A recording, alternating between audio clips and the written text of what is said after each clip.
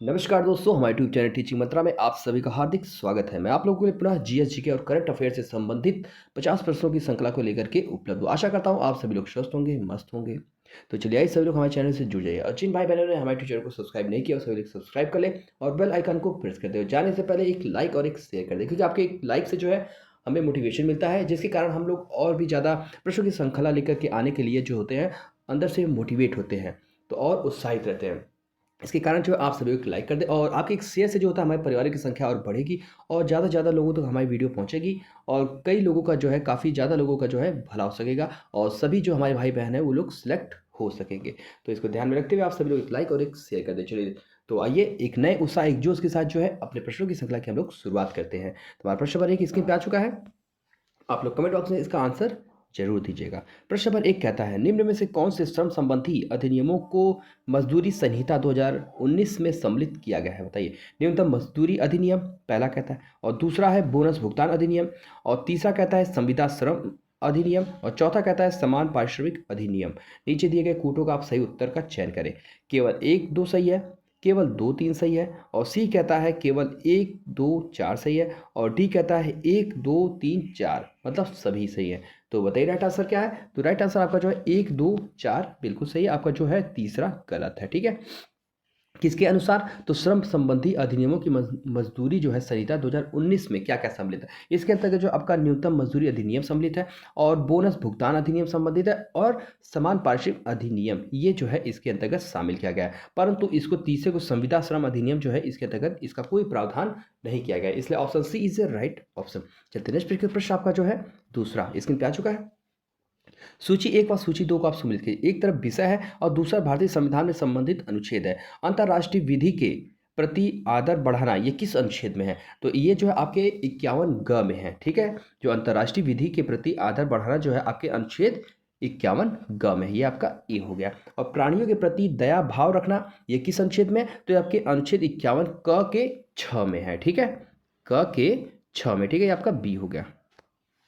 और ज्ञानार्जन और सुधार की भावना का विकास करना ये जो है आपके किस अनुच्छेद में? तो 51 क के ज में है। ठीक है, 51 क के ज में ये आपका सी हो गया। ठीक है, और राज्य की लोक सेवाओं में न्यायपालिका को कार्यपालिका से पृथक करना ये किस अनुच्छेद में? तो आपके अनुच्छेद 50 के अंतर्गत सम्मिलित किया गया है। ठीक है, ये 50 में आपका डी हो गया। तो C D B, C A D B. ठीक है, सभी लोग इसके शॉर्ट ले चुके होंगे। चलते नेक्स्ट प्रश्न आपका जो है तीसरा। भारतीय संविधान में निम्नलिखित में से किस कर्तव्य को मौलिक कर्तव्यों के रूप में निर्धारित किया गया? बताइए। देश की रक्षा करना, दूसरा कहता है आयकर अदा करना, और तीसरा कहता है हमारी सामाजिक सांस्कृतिक की गौरवशाली परंपरा का परीक्षण, और चौथा कहता है सार्वजनिक संपत्ति की सुरक्षा करना। नीचे दिए गए कूट से सही उत्तर का आप चयन करें। बताइए। 1 2 सही है, 2 4 सही है, और सी कहता है 1 2 4 सही है, और डी कहता है 1 3 4 सही है। तो बताइए राइट आंसर क्या है? तो आपका जो है 1 3 4 जो है बिल्कुल सही है, और आपका दूसरा गलत है। क्या? मौलिक कर्तव्य के अंतर्गत जो है मूल रूप जो है इसके निर्धारित किए गए हैं क्या? तो पहला आपका देश की रक्षा करना बिल्कुल सही है, और आपका तीसरा हमारी सामाजिक जो है संस्कृति की गौरवशाली परंपरा का परीक्षण करना ये भी बिल्कुल सही है, और सारी संपत्ति की सुरक्षा करना ये भी शामिल है, परंतु आयकर अदा करना है जो आपके मौलिक कर्तव्य के अंतर्गत नहीं शामिल है। ठीक है, ये दूसरा। तो इसलिए कौन सा right answer? Right answer option number D is a right option. 1 3 4 जो है आपके सही है। तो चलते नेक्स्ट प्रश्न आपका जो है चौथा। निम्नलिखित में कौन सा युग्म जो है आपका सही सुमेलित नहीं है? एक तरफ विषय दिया है, दूसरी तरफ संविधान के जो उसके अनुच्छेद संबंधित अनुच्छेद है। ठीक है, न्यायपालिका व कार्यपालिका का पृथक्करण जो है अनुच्छेद आपके 50 में है, और बी कहता है अनुसूचित जातियों तथा अनुसूचित जनजातियों के शैक्षिक तथा आर्थिक हितों की जो अभिवृद्धि है वो आपके अनुच्छेद 46 के अंतर्गत है, और सहकारी सोसाइटी का संवर्धन जो है आपके अनुच्छेद 43 ए में, और डी कहता है ग्राम पंचायतों का गठन और उन्हें स्वायत्त शासन की इकाइयों के रूप में कार्य करने योग्य बनाना ये अनुच्छेद 40 में। तो आपसे पूछा था गलत क्या है, तो आपका जो right answer option number C is right option, ये जो है आपका बिल्कुल गलत है। ठीक है, जो ये आपकी सहकारी जो सोसाइटी के बारे में है संवर्धन जो है इसका, ये आपके अनुच्छेद 19 ग में है। क्या? अनुच्छेद 19 के ग में शामिल किया गया है। ठीक है, अनुच्छेद 19 के ग में इसको शामिल किया गया है। किसको? सहकारी सोसाइटी का संवर्धन। इसको किस, ये जो आपका 97वां 97 जो है 97वां जो संविधान संशोधन हुआ था 97वां, उसके द्वारा जो है 97वां संविधान संशोधन कब हुआ था? आपके 2011 में हुआ था। कब हुआ था? तो 2011 में ये हुआ था। इसके द्वारा जो है इसमें सहकारी सोसाइटी का जो संवर्धन, इसको अनुच्छेद ग 19 के ग में जो है इसको जोड़ा गया था। ठीक है, किस संविधान संशोधन के द्वारा? तो 97वां संविधान संशोधन 2011 के अनुसार जो है इसको अनुच्छेद जो है 19 ग में इसको सरकारी जो है सहकारी सोसाइटी का संवर्धन, इसके अंतर्गत, इस अनुच्छेद के अंतर्गत इसको स्थापित किया गया था। और जो आपके अनुच्छेद 43 ए के अंतर्गत क्या है? तो इसके अंतर्गत जो है उद्योगों के प्रबंधन में, अनुच्छेद 43 ए के अंतर्गत जो है उद्योगों के प्रबंधन में श्रमिकों की भागीदारी से संबंधित है। ठीक है, इसके अंतर्गत जो है क्या है? तो ये जो है उद्योगों के प्रबंधन में श्रमिकों की भागीदारी से संबंधित है। ठीक है, तो आप सभी लोग इसको नोट कर चुके। आपसे इससे पूछा कौन सुमेलित नहीं है, तो option C is a right option. तो चलते नेक्स्ट प्रश्न आपका जो है 5वां स्क्रीन पे आ चुका है। भारत के संविधान के अनुच्छेद 51 क के उपबंधों के तहत प्रयुक्त पालन एवं आदर शब्द किससे संबंधित है? बताइए। संविधान से है, भारत की प्रभुत्ता, एकता और अखंडता से है, और सी कहता है सामाजिक संस्कृति की गौरवशाली परंपरा से है, और डी कहता है प्राकृतिक पर्यावरण से है। तो बताइए, तो ये आपके जो अनुच्छेद 51 क के उपबंधों के तहत जो पालन एवं आदर शब्द जो है ये आपके संविधान से संबंधित है। ठीक है, option A is the right option. तो चलते नेक्स्ट प्रश्न की ओर। प्रश्न नंबर आपका जो है 6वां स्क्रीन पे आ चुका है। निम्न में से कौन सा एक मौलिक कर्तव्य नहीं है? बाकी जो आपके 3 एक जो है मौलिक कर्तव्य होंगे, एक जो नहीं है। अभी पिछले प्रश्न बताया था मौलिक कर्तव्य किसमें है शामिल, तो आपके 51 क के अंतर्गत जो है मौलिक कर्तव्यों का प्रावधान किया गया अनुच्छेद। ठीक है, प्राकृतिक वातावरण की रक्षा एवं संवर्धन करना, और बी कहता है राष्ट्रगान का सम्मान करना, और सी कहता है राष्ट्रीय महत्व के स्मारकों और संस्थानों की रक्षा करना, और डी कहता है सार्वजनिक संपत्ति की सुरक्षा करना। तो बताइए, मौलिक कर्तव्य नहीं है, तो आपका जो मौलिक कर्तव्य जो है राष्ट्रीय महत्व के स्मारकों और स्थानों की जो है रक्षा करना, ये जो है आपका मौलिक कर्तव्य के अंतर्गत नहीं शामिल है। ठीक है, ये जो है सरकारी जो है सरकार के अंतर्गत ही आता है, उनके द्वारा जो है इसकी रक्षा की जाती है, ना कि हमारा मौलिक कर्तव्य है। ठीक है, हमारा मौलिक कर्तव्य है प्राकृतिक वातावरण की रक्षा एवं संवर्धन करना, और राष्ट्रगान का सम्मान करना, और सार्वजनिक संपत्ति की सुरक्षा करना। ये जो है हमारे मौलिक कर्तव्य के अंतर्गत शामिल होते हैं, परंतु सी जो है आपका नहीं, तो इसमें से नहीं पूछा था। Option C is the right option. चलते नेक्स्ट की ओर। प्रश्न आपका जो है 7वां। निम्नलिखित में से किस प्रकार के प्राधिकार भारत के राष्ट्रपति को प्राप्त है? बताइए। वार्षिक और लोकप्रिय, और दूसरा कहता है औपचारिक और विधिक, और तीसरा कहता है राजनीतिक और नाममात्र, और चौथा कहता है संवैधानिक और नाममात्र। नीचे दिए गए कूटों का आप प्रयोग करके उसका सही उत्तर का चयन करें। 1-3, 2-3, 1-4 और 2-4। तो इसमें जो है आपका क्या क्या है? तो औपचारिक और विधिक जो होता है ये शामिल होता है। ठीक है, किसका? राष्ट्रपति के प्राप्त है। ठीक है, प्राधिकार भारत के राष्ट्रपति को क्या प्राप्त है? तो औपचारिक और विधिक है, और संवैधानिक और नाम मात्र। ठीक है, यही 2 है, दूसरा और चौथा प्राप्त है, परंतु ये जो है कि गलत है। तो इसलिए कौन सा राइट आंसर हो गया? Option number D is a right option. ठीक है, 2 और 4 है जो आपके राष्ट्रपति को प्राप्त है। तो चलते नेक्स्ट प्रश्न आपका जो है 8वां। संविधान के निम्नलिखित अनुच्छेदों में से किस एक के अंतर्गत संघ की कार्यपालिका शक्ति राष्ट्रपति में निहित है? बताइए। अनुच्छेद 51 में, अनुच्छेद 52 में, अनुच्छेद 53 में, अनुच्छेद 54 में। तो किसमें निहित है? तो आपके जो है अनुच्छेद 53 में जो है ये अंतर्गत संघ एवं कार्यपालिका की जो शक्तियां राष्ट्रपति में निहित होती है, अनुच्छेद 53 में। आपके अनुच्छेद 51 के अंतर्गत क्या है? तो आपके अनुच्छेद 51 के अंतर्गत पता है क्या शामिल किया गया है? इसके अंदर जो अंतर्राष्ट्रीय शांति और सहयोग के महत्व पर जोर दिया गया है। क्या? अनुच्छेद 51 में जो है अंतर्राष्ट्रीय शांति और सहयोग के महत्व पर जोर दिया गया है। आपके अनुच्छेद 52 में क्या है? तो अनुच्छेद 52 में जो है भारत का राष्ट्रपति, अनुच्छेद 52 कहता है कि भारत का एक राष्ट्रपति होगा। ठीक है, और आपका जो अनुच्छेद 54 है इसमें राष्ट्रपति का निर्वाचक मंडल के बारे में जो प्रावधान किया गया है। किसमें? तो आपके अनुच्छेद 54 में। ठीक है, इसमें राष्ट्रपति के निर्वाचक मंडल के बारे में जो है उसका प्रावधान किया गया है। मैं आपको पुनः बताता हूं, अनुच्छेद 51 में क्या है? अंतर्राष्ट्रीय शांति और सहयोग के महत्व पर जोर दिया गया है, और अनुच्छेद 52 में क्या कहता है कि भारत का एक राष्ट्रपति होगा। ठीक है, उसके भारत के राष्ट्रपति के बारे में जो है इसका प्रावधान किया गया है, और अनुच्छेद 54 में आपका जो है राष्ट्रपति का निर्वाचक मंडल के बारे में जो है अनुच्छेद 54 में आपके प्रावधान किया गया है। तो आप सभी लोग नोट कर चुके होंगे। इसका राइट आंसर पूछा था संघ की कार्यपालिका शक्ति राष्ट्रपति में निहित होती, तो अनुच्छेद 53 आपका जो है कहता है। ठीक है, इसमें जो होता है संघ की कार्यपालिका शक्ति जो है किसमें? राष्ट्रपति के अंतर्गत निहित होगी अनुच्छेद 53 के अनुसार। तो आप सभी लोग स्क्रीनशॉट ले चुके हैं। चलते नेक्स्ट प्रश्न आपका जो है 9वां। कथन ए और कथन का उसके बाद कारण दिया है। ए कहता है रक्षा बलों का सर्वोच्च कमांडर राष्ट्रपति में निहित है, ये तो बिल्कुल सही है। अर्धसैनिक बल जो होते हैं आपके सर्वोच्च कमांडर जो होता है उनका राष्ट्रपति होता है। और कारण कहता है प्रधान सेनापति की हैसियत से राष्ट्रपति की शक्तियां विधायी नियंत्रण में जो है स्वतंत्र है। नहीं, ये गलत है। ये बिल्कुल गलत है। प्रधान सेनापति की जो हैसियत से राष्ट्रपति की शक्तियाँ जो है विधायी नियंत्रण से स्वतंत्र बिल्कुल नहीं है, ठीक है? तो इसलिए आपका ये आर गलत हो गया। तो बिल्कुल आपका ए जो है बिल्कुल सही है। तो बताइए किस ऑप्शन में? तो आपका option C is the right option, ठीक है? ए सही है परंतु आर जो है आपका गलत है, इसलिए सी आंसर सही है। तो चलते हैं नेक्स्ट प्रश्न आपका जो है 10वां। भारतीय संविधान भारत के राष्ट्रपति को अधिकार नहीं देता है, बताइए क्या नहीं देता है? 3 जो है इसमें से दिया है और 1 नहीं देता है। प्रधानमंत्री की नियुक्ति का, राज्यों के मुख्यमंत्री की नियुक्ति का, रक्षा बलों का सर्वोच्च कमांडर होने का और देश के किसी भाग में आपातकालीन स्थिति लागू करने का। तो बताइए क्या ना, सभी को पता है क्या? तो राज्यों के मुख्यमंत्री की नियुक्ति कौन करता है? तो वहां का जो राज्यपाल होता है वो जो होता है करता है, ठीक है?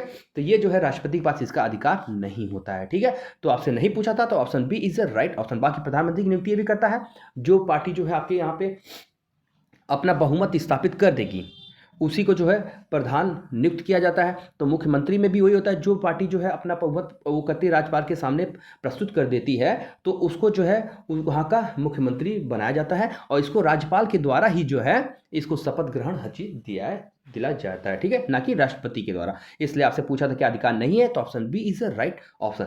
चलते हैं नेक्स्ट प्रश्न आपका जो है 11वां। निम्नलिखित में से कौन सा सौर मंडल का भाग नहीं है, ठीक है? आपके जो है 3 है, 1 नहीं है, ठीक है? बताइए क्षुद्र ग्रह, धूमकेतु ग्रह, निहारिका। तो बताइए क्या राइट आंसर? तो निहारिका जो होता है आपका इस सौर मंडल का भाग नहीं होता, ठीक है? Option D is the right option, ठीक है?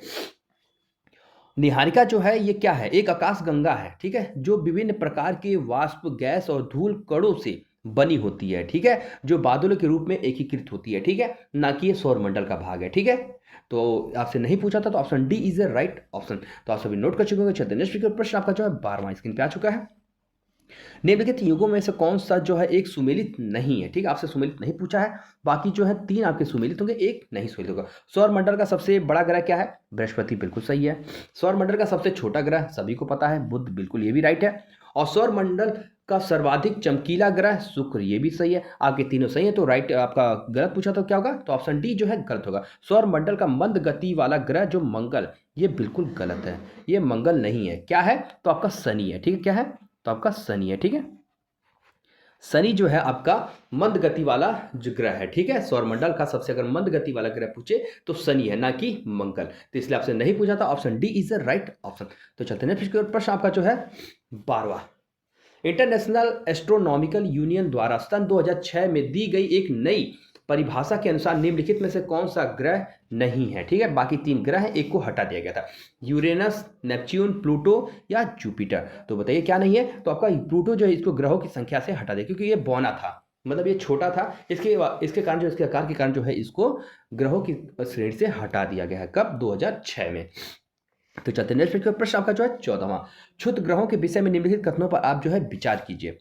क्षुद्र ग्रह सूर्य की परिक्रमा करने वाले विभिन्न आकारों के चट्टानी जो है मलबे होते हैं। दूसरा कहता है अधिकांश क्षुद्र ग्रह छोटे हैं किंतु कुछ का व्यास जो 1000 किलोमीटर मीटर तक बड़ा होता है। और तीसरा कहता है क्षुद्र ग्रहों की कक्षा बृहस्पति और शनि की कक्षाओं में मध्य स्थित होता है। यही आपका देखिए ये भी बिल्कुल गलत है, ठीक है? क्योंकि जो है बृहस्पति और शनि के नहीं होता है, ये आपका किसमें होता है? तो मंगल और बृहस्पति के बीच में होता है, ठीक है? इसका क्षुद्र ग्रहों की कक्षा जो होती है मंगल और बृहस्पति की कक्षाओं के मध्य स्थित होता है। तो इसलिए आपका तीसरा बिल्कुल गलत हो गया। तो आप देखिए पहला और दूसरा किस ऑप्शन में सही है? तो सी में सही है, इसलिए option C is the right option.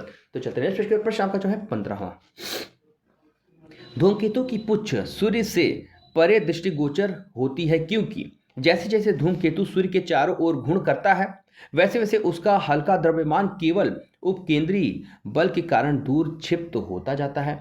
और दूसरा कहता है जैसे जैसे धूमकेतु जो है घूर्ण करता है उसका हल्का द्रव्यमान उसकी पुच्छ दिशा में स्थित किसी तारे द्वारा आकर्षित होता है। और सी कहता है सूर्य द्वारा उत्सर्जित विकिरण धूमकेतु पर भैज्य दाब डालता है जिससे उल्का जो है पुच्छ सूर्य से दूर क्षिप्त हो जाती है।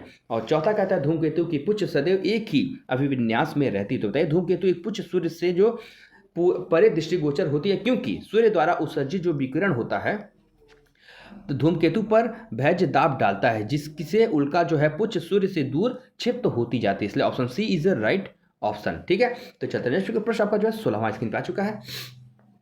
मंगल और बृहस्पति की कक्षाओं के बीच सूर्य के चारों ओर परिक्रमा करने वाले शैल के छोटे टुकड़ों को क्या कहते हैं बताइए? उल्का कहते हैं, धूमकेतु कहते हैं, उल्कापिंड कहते हैं या क्षुद्र ग्रह कहा जाता है। तो उनको क्या कहा जाता है? तो उनको क्षुद्र ग्रह कहा जाता है, ठीक है? Option D is the right option. जो मंगल और बृहस्पति की कक्षाओं के बीच सूर्य के चारों ओर परिक्रमा करने वाले सेल जो छोटे टुकड़े होते हैं उनको क्या कहते हैं? तो क्षुद्र ग्रह कहा जाता है, ठीक है? तो चलते हैं नेक्स्ट प्रश्न आपका जो है 17वां। उल्का है क्या है बताइए? तीव्र गति से चलता तारा है। और बी कहता है बाह्य अंतरिक्ष पृथ्वी के वायुमंडल में प्रविष्ट हुए द्रव्य का अंश है। सी कहता है तारामंडल का भाग है। और डी कहता है पुच्छहीन धूमकेतु है। तो बताइए राइटर्स क्या? उल्का जो होता है बाह्य अंतरिक्ष से पृथ्वी के वायुमंडल में प्रविष्ट हुए द्रव्य का अंश होता है, ठीक है? Option B is a right option. तो चलते नेक्स्ट प्रश्न आपका जो है 18वां। सुमेकर लेवी 9 धूमकेतु किस ग्रह से टकराया था बताइए? प्लूटो से, मंगल से, बृहस्पति से, शनि से। तो किससे टकराया था? तो आपके बृहस्पति से, ठीक है? Option C is the right option. तो चलते नेक्स्ट प्रश्न आपका जो है 19वां। चंद्रमा की कलाओं का आंशिक कारण है क्या है? चंद्रमा के रूप में परिवर्तन। बी कहता है चंद्रमा द्वारा पृथ्वी का परिभ्रमण। और सी कहता है चंद्रमा के गुरुत्व में परिवर्तन। और डी कहता है चंद्रमा की परिक्रमण गति में परिवर्तन। तो बताइए राइट आंसर क्या? चंद्रमा की कलाओं का आंशिक कारण होता है चंद्रमा द्वारा पृथ्वी का परिभ्रमण, ठीक है? Option B is the right option. तो चलते हैं नेक्स्ट प्रश्न आपका जो है 20वां। हेल बाप किसका नाम बताइए? पुच्छल तारे का है, कार्टून चित्र का, अंतरराष्ट्रीय कंपनी का है, एक खिलौना का है। तो किसका है? तो ये पुच्छल तारे का क्या नाम है? तो हेल बॉप है, ठीक है? Option A is the right option. तो चलते नेक्स्ट प्रश्न आपका जो है 21। नाइट्रोजन स्थिरीकरण करने वाले नोस्टाक और एनाबीना जैसे नील हरित शैवाल पाए जाते कहाँ? साइकस कसी प्रवाल जो प्रवालाभ जड़ों में। और बी कहता है एंथोसिरोस के थैले में और एजोला में। और सी कहता है धान के खेतों में। डी कहता है उपरोक्त सभी में। तो कहाँ? तो आपके उपरोक्त सभी में पाए जाते हैं, ठीक है? Option D is the right option. तो चलते नेक्स्ट प्रश्न आपका जो है 22वां। पौधे और जानवरों के विभिन्न कार्बनिक अणुओं में जो रासायनिक बंध ऊर्जा उपस्थित है वे भौतिक वातावरण में मुक्त होते, बताइए? तो पौधे और जानवरों के विभिन्न कार्बनिक अणुओं में जो रासायनिक बंध ऊर्जा उपस्थित है वे भौतिक वातावरण में मुक्त होते, बताइए? ऑप्शन ए कहता है कोशिका अपघटन के द्वारा, श्वसन द्वारा और ह्यूमस बनाना और खनिजीकरण द्वारा। और ऑप्शन डी कहता है उपरोक्त सभी। तो बताइए किसके द्वारा? तो आपके उपरोक्त सभी के द्वारा, ठीक है? Option D is the right option. क्या? पौधों और जानवरों के विभिन्न कार्बनिक अणुओं में जो रासायनिक बंद ऊर्जा उपस्थित है वे भौतिक वातावरण मुक्त कैसे होती है? तो कोशिका अपघटन के द्वारा भी होती है, श्वसन के द्वारा होता है और ह्यूमस बनाना और खनिजीकरण के द्वारा भी होती है। इसलिए option D is the right option. तो चलते नेक्स्ट प्रश्न आपका जो है 23। निम्नलिखित में कौन सा कथन जो है सत्य, बताइए? अपघटनकारी कभी भी स्टोन प्रजाति नहीं हो सकते। और बी कहता है शाकाहारी सर्वथा ही स्टोन प्रजाति होते हैं। और सी कहता है सर्वोच्च उपभोक्ता कभी कभी की स्टोन प्रजाति हो सकते हैं। और डी कहता है सर्वोच्च उपभोक्ता सामान्यतः कभी भी की स्टोन प्रजाति नहीं हो सकते। तो राइट आंसर क्या है? तो जो शाकाहारी होता है सर्वथा की स्टोन प्रजाति होते हैं, ठीक है? इसलिए option B is the right option. तो चलते हैं नेक्स्ट प्रश्न आपका जो है 24। सामान्य जीवाणु जिसमें नाइट्रोजन स्थिरीकरण की क्षमता होती है, बताइए? स्ट्रेप्टोमाइसीन नरकार्डिया होता है। और बी कहता है पेंसिलियम स्पेर्जिलस होता है। और सी कहता है नाइट्रोसोमोनास नाइट्रोबैक्टर होता है। और डी कहता है क्लोरोबियम और रोडोस्पाइटिलम होता है। तो बताइए राइट आंसर क्या है? तो आपका जो होता है नाइट्रोसोमोनास और आपका नाइट्रोबैक्टर होता है, ठीक है? क्या? सामान्य जीवाणु जिसमें नाइट्रोजन स्थिर करने की क्षमता होती है, ठीक है? Option C is the right option. तो चलते हैं नेक्स्ट प्रश्न आपका जो है 25।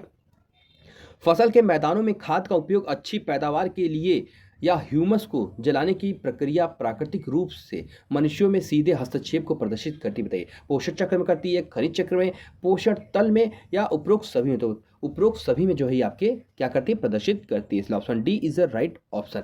तो चलते हैं नेक्स्ट प्रश्न आपका जो है 26। पारिस्थितिकी तंत्र में स्व नियंत्रण होता है, बताइए? जांच और संतुलन द्वारा, शिकार परभक्षी पारस्परिक क्रिया द्वारा। और सी कहता है ऊर्जा प्रवाह और सही खाद्य श्रृंखला द्वारा। और ऑप्शन डी कहता है उपरोक्त सभी के द्वारा। तो किसके द्वारा? तो आपके उपरोक्त सभी द्वारा, ठीक है? पारिस्थितिकी जो तंत्र है में स्वतः नियंत्रण होता है, जांच और संतुलन के द्वारा भी होता है, शिकार परभक्षी पारस्परिक क्रिया के द्वारा होता है, ऊर्जा प्रवाह और सही खाद्य श्रृंखला द्वारा भी होता है। इसलिए option D is the right option.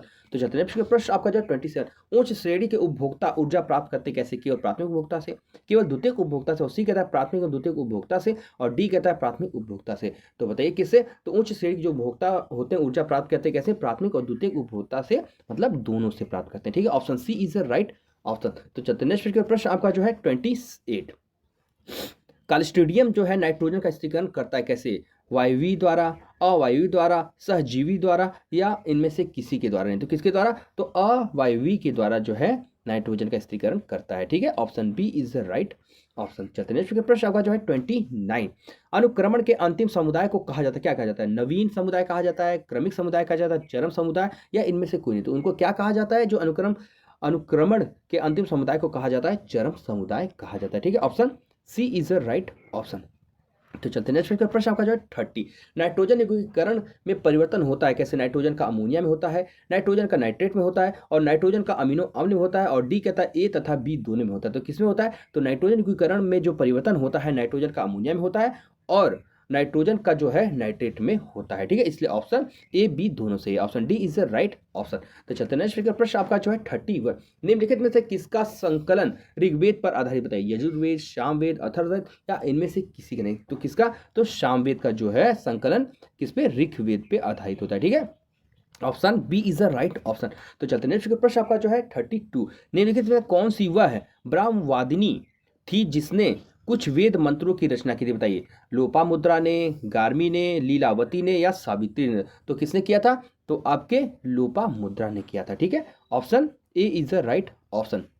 तो चलते नेक्स्ट प्रश्न आपका जो है 33। 800 से 600 ईसा पूर्व का काल किस युग से जुड़ा है? बताइए। ब्राह्मण युग से, सूत्र युग से, रामायण युग से या महाभारत युग से। तो किससे जुड़ा है? तो आपके ब्राह्मण युग से जुड़ा है। ठीक है, option A is the right option. तो चलते नेक्स्ट प्रश्न आपका जो है 34। निम्नलिखित में से कौन सी प्रथा चतुष्ट वेदोत्तर काल में प्रचलित हुई थी? बताइए। धर्म, अर्थ, काम, क्रोध और बी कहता है ब्राह्मण, क्षत्रिय, वैश्य, शूद्र और सी कहता है ब्रह्मचर्य, गृहस्थाश्रम और वानप्रस्थ और चौथा कहता है संन्यास और डी कहता है इंद्र, सूर्य, रुद्र और मरुत। तो बताइए कौन सी प्रथा जो है चतुष्ट वेदोत्तर काल में प्रचलित हुई थी? तो वो हुई थी कौन सी? तो ब्रह्मचर्य हुई थी, आपकी गृहस्थाश्रम हुई थी, वानप्रस्थ और संन्यास हुई थी। ठीक है, ये चार आपकी जो है ये चार अवस्थाएं थी। ठीक है, option C is the right option. तो चलते नेक्स्ट प्रश्न जो है 35। सूची 1 व सूची 2 को आप सुन लीजिए। ऋग्वेद जो है इसमें से बताइए ऋग्वेद का कौन सा जो है जो ब्राह्मणवाद से संबंधित है? ठीक है, कौन सा ब्राह्मणवाद से इसके बारे में जिसका किया मतलब ब्राह्मण ऋग की एक शाखा है। इसमें से ये पूछा गया है ऋग्वेद की कौन सी जो है एक ब्राह्मणवाद की जो है शाखा है? बताइए। गोपथ है, सतपथ है, ऐतिरेय है या पंचविश है। तो कौन होता है? तो ऋग्वेद का जो है ब्राह्मणवाद जो वो शाखा कौन सी है? तो ऐतिरेय है। ठीक है, ये आपका ई हो गया। और वही चीज है सामवेद में, बताइए कौन सा है? तो सामवेद का जो है आपका पंचविश है। कौन सा है आपका? ये पंचविश है। ठीक है, ये क्या है? तो ये भी जो सामवेद का एक ब्राह्मण ग्रंथ है। ठीक है, ये भी एक ब्राह्मण ग्रंथ है। और अथर्ववेद का क्या है? तो अथर्ववेद का जो है गोपथ है। ठीक है, ये आपका गोपथ है, ये आपका सी हो गया। और डी यजुर्वेद का कौन सा है? तो सतपथ है, ये ब्राह्मण ग्रंथ है। ठीक है, ये आपका डी हो गया। तो ये सी डी ए बी सभी लोग इसके शॉर्ट ले चुके हैं। चलते नेक्स्ट प्रश्न आपका जो है 36। निम्नलिखित में से वैदिक साहित्य का सही क्रम कौन सा है? बताइए। पहले वैदिक संहिताएं हैं, फिर ब्राह्मण है, अरण्यक है, फिर उपनिषद है। फिर बी कहता है वैदिक संहिताएं हैं, फिर उपनिषद है, फिर अरण्यक है, फिर ब्राह्मण है। और सी कहता है वैदिक संहिताएं, फिर उसके बाद अरण्यक आता है, फिर उसके बाद ब्राह्मण, फिर उसके बाद उपनिषद आता है। फिर डी कहता है पहले वैदिक संहिताएं, फिर वेदांग, फिर अरण्यक, फिर स्मृतियां। तो बताइए राइट आंसर क्या है? तो पहले होगा आपका वैदिक संहिताएं, फिर उसके बाद ब्राह्मण होगा, फिर उसके बाद अरण्यक होगा, फिर उसके बाद उपनिषद होगा। यही वैदिक साहित्य का जो है सही क्रम है। ठीक है, option A is the right option. तो चलते नेक्स्ट प्रश्न आपका जो है 37। वैदिक युगीन सभा बताइए। गांव के व्यवसायिक लोगों की संस्था थी, राज दरबार होता था या मंत्रिपरिषद थी या ऑप्शन डी राज्य के समस्त लोगों की राष्ट्रीय सभा थी। तो क्या थी? तो वैदिक युगीन जो सभा थी वो मंत्रिपरिषद थी। ठीक है, तो option C is the right option. तो चलते नेक्स्ट प्रश्न आपका जो है 38। प्राचीन भारतीय समाज के प्रसंग में निम्नलिखित शब्दों में से कौन सा शब्द शेष 3 के वर्ग का नहीं है? ठीक है, बाकी एक जो 3 जो है एक नहीं है। कुल, वंश, कोश, गोत्र। तो क्या नहीं था? तो आपका कोश नहीं था। ठीक है, बाकी जो है प्राचीन भारतीय समाज के प्रसंग की जो है ये शेष 3 वर्ग थे। क्या क्या? कुल था, वंश था, गोत्र था, परंतु कोष नहीं था। तो इसलिए option C is right option. चलते हैं नेक्स्ट प्रश्न आपका जो है 39। किस काल में अछूत की अवधारणा स्पष्ट रूप से उद्धत हुई थी? बताइए, ऋग्वैदिक काल में, उत्तर वैद काल में, या उत्तर गुप्त काल में, या ऑप्शन डी धर्मशास्त्र के समय हुई थी? कब हुई थी? तो आपके अछूत की अवधारणा का स्पष्ट उद्धव हुई थी आपके धर्मशास्त्र के समय में। ठीक है, ऑप्शन डी इज राइट, ना कि ऋग्वेद काल में, और ना ही जो है आपके इसमें, और ना ही उत्तर गुप्त काल में, आपके धर्मशास्त्र के समय में हुई थी। इसलिए option D is a right option. चलते नेक्स्ट प्रश्न आपका जो है 40। संस्कारों की कुल कितनी संख्या बताइए? 10 है, 12 है, 15 या 16? तो कितनी संख्या है? तो आपकी 16 संख्या है। ठीक है, 16 संस्कारों की संख्या है। ठीक है, option D is a right option. तो चलते नेक्स्ट प्रश्न आपका जो 41, ये आपके 10 जो है महत्वपूर्ण करंट से संबंधित प्रश्नों की श्रृंखला है। आइसलैंड के हुशाविक संग्रहालय ने चंद्रयान 3 की सफलता के लिए किसे लीफ एरिक्सन लूनर पुरस्कार से सम्मानित किया? बताइए, डीआरडीओ को, एस सोमनाथ को, इसरो को, या उपरोक्त सभी को? तो किसको प्राप्त किया है? तो आपके इसरो को दिया है। ठीक है, option C is a right option. चलते नेक्स्ट प्रश्न आपका जो है 42।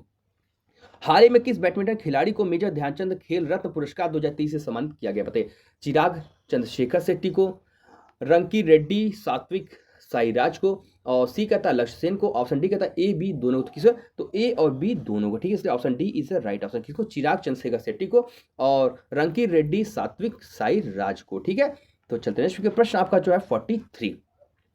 हाल ही में भारत सरकार और श्रीलंका के बीच किस नाम से नौवां संयुक्त सैन्य अभ्यास औंध मतलब पूरे में संपन्न? बताइए, कोकर 2023, मित्र शक्ति 2023, वॉरियर 2023, और डी कहता है मैत्री 2023। तो किससे? तो मित्र शक्ति 2023 के नाम से। ठीक है, तो option B is a right option. चलते नेक्स्ट प्रश्न आपका जो है 44। हाल ही में किस देश ने इसरो की वैज्ञानिक डॉक्टर वी आर ललितांबिका और लेखिका डॉक्टर अर्शिया सत्तार को अपने शीर्ष पुरस्कार लीजन डी आनूर से सम्मानित किया? बताइए, फ्रांस ने, रूस ने, अमेरिका ने, ब्रिटेन ने? तो किसने किया है? तो आपके फ्रांस ने किया। ठीक है, option A is a right option. चलते हैं प्रश्न आपका जो 45।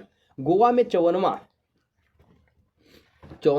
भारतीय अंतर्राष्ट्रीय फिल्म महोत्सव में भारतीय सिनेमा में योगदान के लिए शेष मान्यता पुरस्कार से किसे सम्मानित किया? बताइए, दीपिका पादुकोण को, वाहिदा रहमान को, आशा पारेख को, और माधुरी दीक्षित को? तो किसे? तो आपके माधुरी दीक्षित को। ठीक है, option D is a right option. चलते हैं प्रश्न आपका जो 46। हाल ही प्रधानमंत्री नरेंद्र मोदी ने किस शहर में दुनिया के सबसे बड़े ऑफिस कॉम्प्लेक्स का उद्घाटन किया? बताए, मुंबई में, सूरत में, अहमदाबाद, बेंगलुरु? तो कहां पे किया? तो आपके सूरत में किया। ठीक है, option B is right option. चलते हैं प्रश्न आपका जो 47।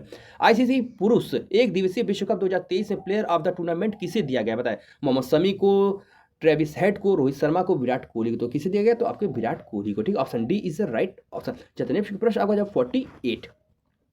मिस यूनिवर्स 2023 का खिताब जीतने वाली सेनिस पॉलिसियो किस देश की है? बताइए, वेनेजुएला की, ऑस्ट्रिया की, निकारागुआ की है, या ब्राजील की? तो कहां की? तो आपके निकारागुआ की। Option C is a right option. चलते नेक्स्ट प्रश्न आपका जो 49। हाल ही में भारतीय रेलवे ने हाथियों को बचाने के लिए किस नाम से स्वदेशी प्रणाली लॉन्च की? बताइए, गजराज कवच, गजराज सुरक्षा कवच, हाथी कवच, AI कवच? तो बताइए राइट आंसर क्या है? तो गजराज सुरक्षा कवच के नाम से इसका शुरुआत किया। ठीक, option B is right option. चलते नेक्स्ट प्रश्न आपका जो है 50। आर वैशाली ने भाई का नाम क्या है? आर वैशाली के भाई का नाम क्या है जो हाल ही में विश्व की पहली भाई बहन ग्रैंड मास्टर GM जोड़ी बने? बताइए, आदित्य सामंत है, प्रणेद एस है, आर प्रज्ञानंद है, और डी कहता है भरत सुब्रमण्यम है। तो राइट आंसर क्या है? तो आर प्रज्ञानंद है। ठीक है, option C is the right option. तो हमारे 50 प्रश्नों की श्रृंखला यहाँ पे समाप्त होती है। आशा करता हूँ आप सभी को हमारी वीडियो काफी पसंद आई होगी।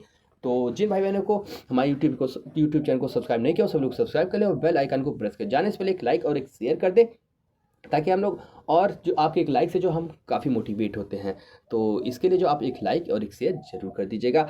और साथ ही अगर किसी भाई बहन का कोई सुझाव है, अगर या उसे किसी प्रकार की कोई भी दिक्कत है, या उसका कोई कोर्स कंप्लीट नहीं हो पाया, वो चाहता है कि इससे और टफ जो है प्रैक्टिस सेट लेके मैं आऊँ, तो कमेंट बॉक्स में जो है सुझाव जरूर दें, तो हम उस प्रकार के जो है आपके लिए जो है प्रैक्टिस सेटों की श्रृंखला लेकर के आएंगे। तो आप सभी का हमारे साथ बने रहने के लिए, और आपसे पुनः मुलाकात होगी नेक्स्ट वीडियो में। आप सभी का जो है बहुत बहुत धन्यवाद।